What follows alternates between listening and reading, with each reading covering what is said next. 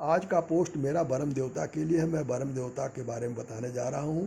मेरा घर उत्तर प्रदेश के गोरखपुर ज़िला में है। गोरखपुर ज़िला के पुराने सभी गांवों में डीह स्थान होता है। डीह स्थान पर ये ब्रह्म देवता, ब्रह्म, काली, ओबा, चमरिया ये लोग पूजे जाते हैं। इनको पंडित नहीं स्थापना करते हैं। इनकी स्थापना सोखा करते हैं। और सोखा स्थापना करने के लिए उनको सोखा दो लोग जो है एक साथ मिल करके पचरा गाते हैं। पचरा गीत होता है और वो उसको गाते हैं। उसके बाद सोखा मूड़ी हिलाते हैं, झूमते हैं। उसके बाद उनके ऊपर जो है शक्ति आ जाती है। फिर वो जो है वो जो जिस तरह से वो कहते हैं उस तरह से वो करते हैं।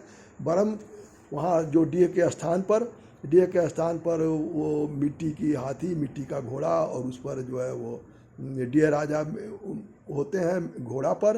और काली जो है काली के रूप में जो हाथी होती हैं। और जो ब्रह्म होते हैं, ब्रह्म की कोई आकृति नहीं होती है। ब्रह्म की आकृति ऐसे समझ लीजिए कि एक अर्ध गोलाकार जमीन के ऊपर उठा हुआ हो।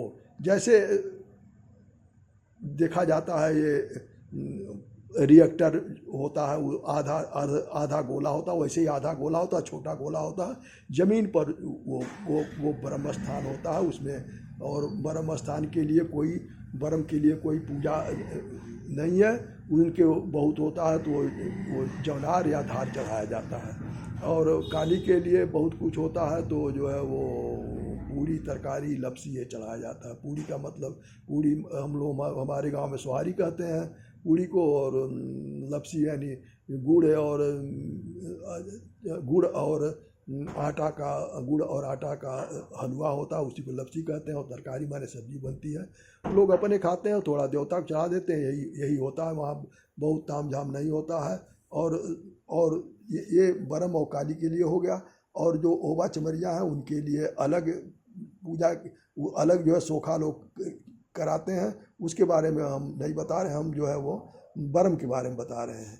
एक घटना है वो यहाँ संत कबीर नगर जिला उत्तर प्रदेश में है, गोरखपुर के पश्चिम तरफ। उसके उत्तर तरफ तहसील है मैदाल तहसील के दक्षिण पश्चिम में गांव अछियाँ में मेरी पत्नी का जन्म हुआ। मेरी पत्नी जो है बचपन में अपने बहनों के साथ गई थी, क्या कहते हैं वहाँ ब्रह्म स्थान पर, अपने गांव के ब्रह्म स्थान पर गई थी।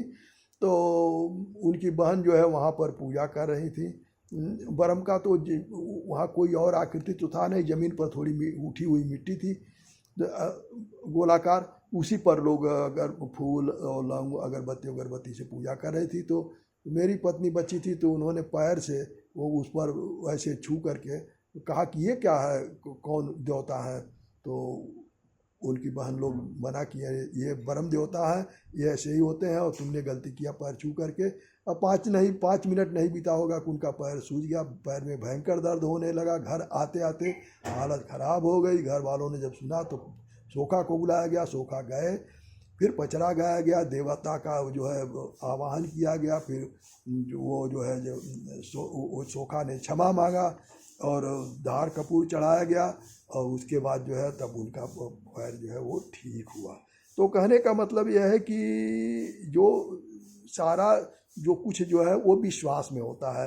जब वो मिट्टी का जो वो ज़मीन पर उठा देना, उसकी आकृति समझ लिए जैसे रिएक्टर होता है, वो उसी को छोटा रूप आप समझ लिए। कटोरा में एक कटोरा हो 2 किलो का, उसमें वो गीली मिट्टी भर लीजिए। जिस तरीके से ईंट पाथा जाता है उसी तरीके से उसमें मिट्टी दबा के भर लीजिए। उसके बाद उसको ज़मीन पर उल्टा करके ठोक दीजिए। तो जो आकृति बनती है वही जो है वो ब्रह्म की आकृति होती है। तो ये मैंने ब्रह्म का परिचय दिया और ब्रह्म देवता का परिचय दिया। इसमें सबसे मुख्य बात है, जहाँ मनुष्य की जो है आस्था होती है और जहाँ विश्वास होता है, जहाँ वहीं जो है वो शक्ति पैदा हो जाती है। ये ब्रह्म का स्थान का परिचय हुआ, ब्रह्म का परिचय हुआ।